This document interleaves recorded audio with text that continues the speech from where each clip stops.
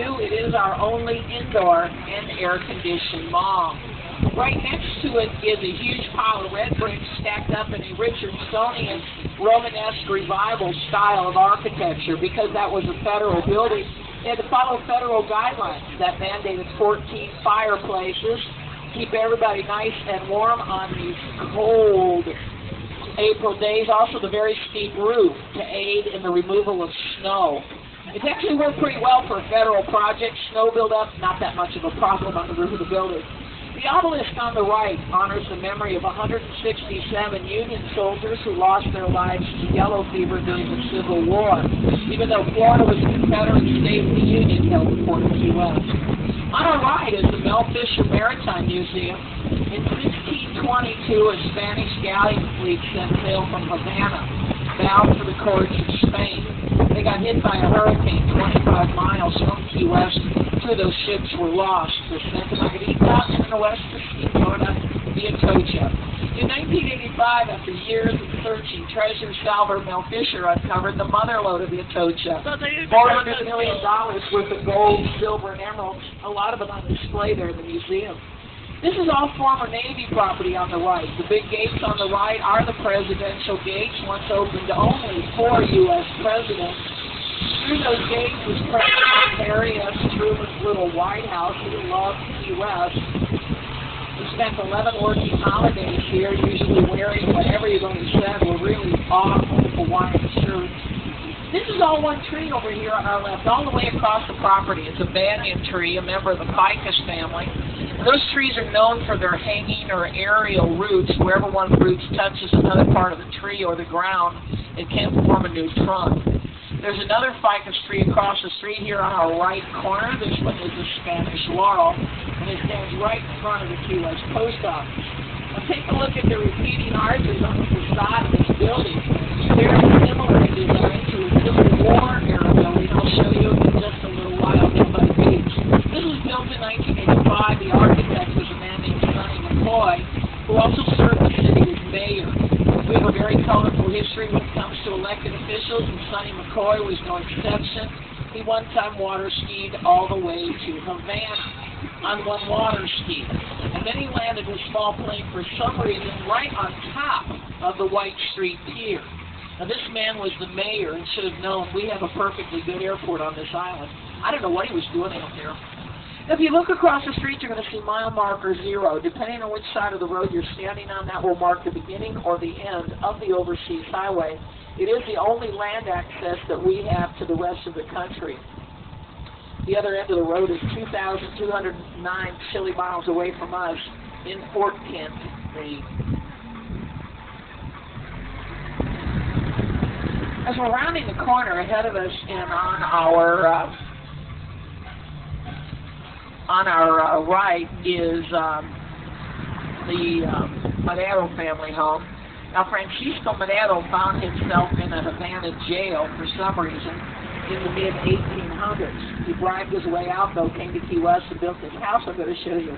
He married a local woman. They had a large family. He made a lot of money in the cigar industry. And when he died, he left a considerable fortune and the house back here to his wife and children.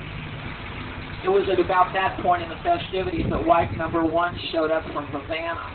Well, nobody had known anything about her. She drew the Key West wife right out into the streets here, penniless and homeless.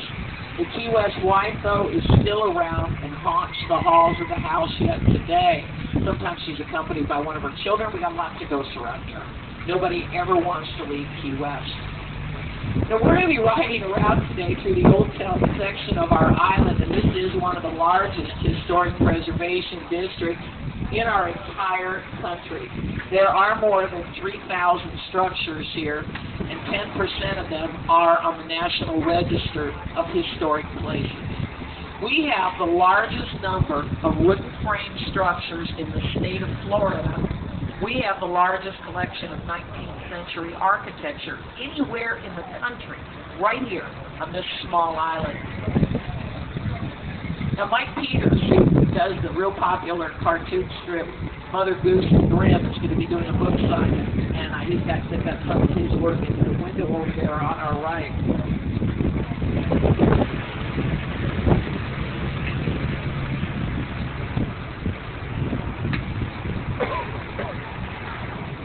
ahead of us, and on our right is Fausto's Food Palace. And if you're a follower of Jimmy Buffett songs, you've heard him sing about that. Right next to Fausto's is a building set back a ways. It's an old private hospital. If you look very carefully, you'll see their plaques listing them on the National Register of Historic Places right there.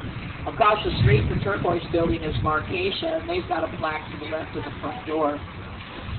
Now, when we round the corner, there are a couple of houses up ahead of us, especially the second house that we see on our right, a very nice example of a classic revival style of architecture. We borrowed the idea for this type of home from New England. We built quite a few houses that look like the second one. Now, the first one is similar, but it doesn't have a gable end like most of them do. The second one is a very good example. Now, after we built a lot of houses that look like the second one on our right as we round the corner, we started messing around with the design. We made doors and windows bigger for use here in the subtropics.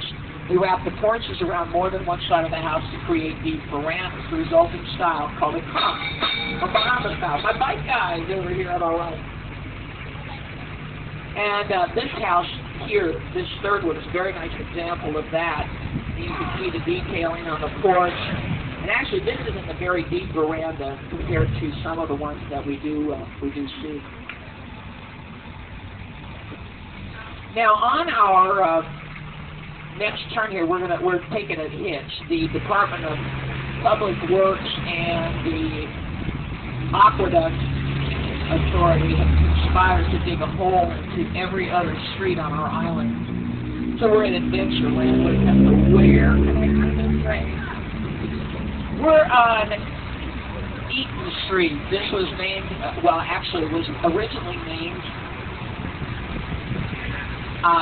Playa Iglesias, the street of churches.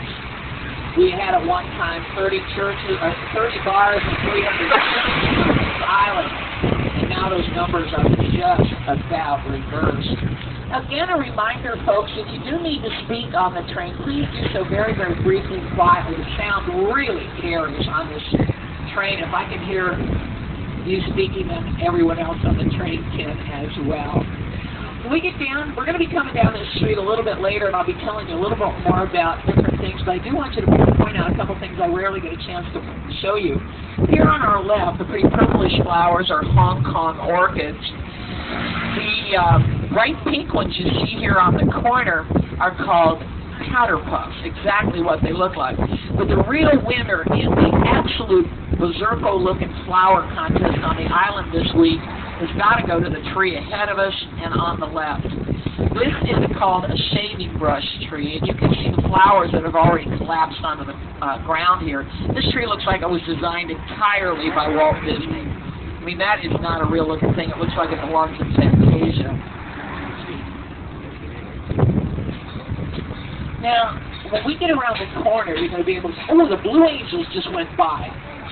They're doing a big show up in on Boca Chica on Saturday and Sunday, and they were supposed to be practicing, and about 4 of them went by, and they got by so fast, I didn't even have time to point to them. But look around as we're going out by the beach, you might be able to see them as well.